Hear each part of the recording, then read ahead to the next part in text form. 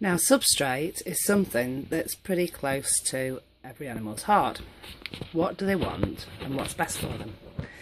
Now, I've tried a lot of things. We have here some substrate, which is wood chippings. I get a large sack of this, probably every 3 months, and that now is what the snakes all live in. After thinking long and hard about the hedgehogs and trying everything, they quite enjoy cardboard cuttings. Now this is the sack of that. It's very cheap. It's got no dust in it. They can burrow through it, they can run through it, and there's no chance of them eating it. The sugar gliders, rabbits and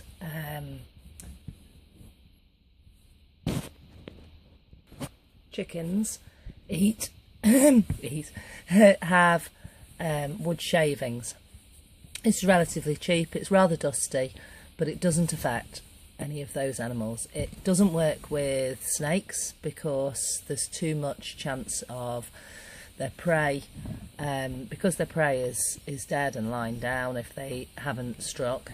The prey will be covered in this, and other animals, they could ingest it. The hedgehogs and most of the reptiles, this just isn't suitable. Anything that lives in the forest has forest bark, so we're looking at it holds water, it's quite large, so it's unlikely that they'll ingest it. We're looking at tree frogs and toads living in this, also the chameleons and the blue-tongued skinks. I have used it on the sugar gliders, but they didn't. It just didn't soak up the water from the vegetables that they eat very well, and it ended up getting mouldy quite quickly. Now, I did try this with the tortoises, but they have more a pellet form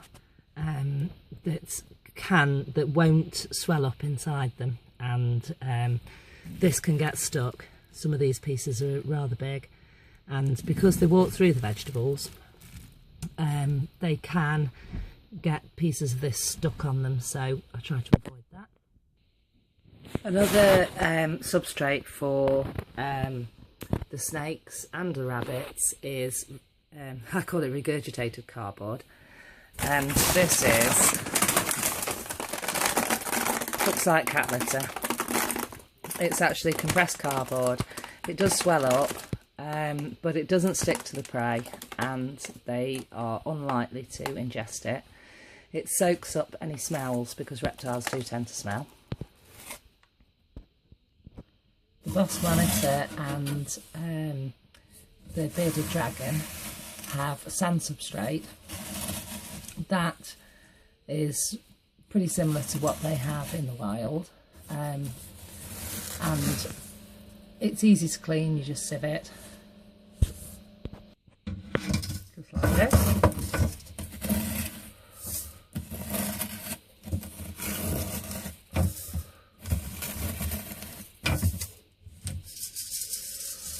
What's left is any debris, dead crickets, bits of mealyworms and bearded dragon poop.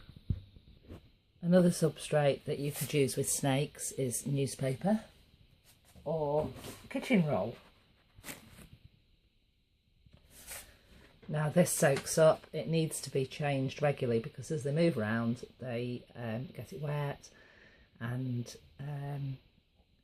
that actually is harder work for me and less pleasant for them to lie in. For the invertebrates, I use vermiculite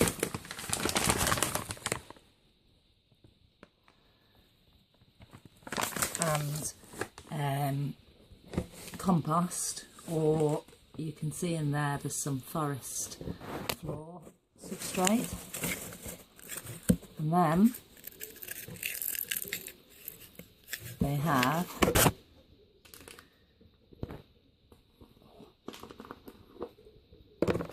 some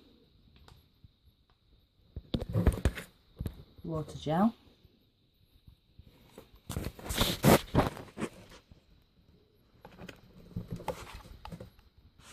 which dries out in about 4 days, but that gives them enough water and nutrients.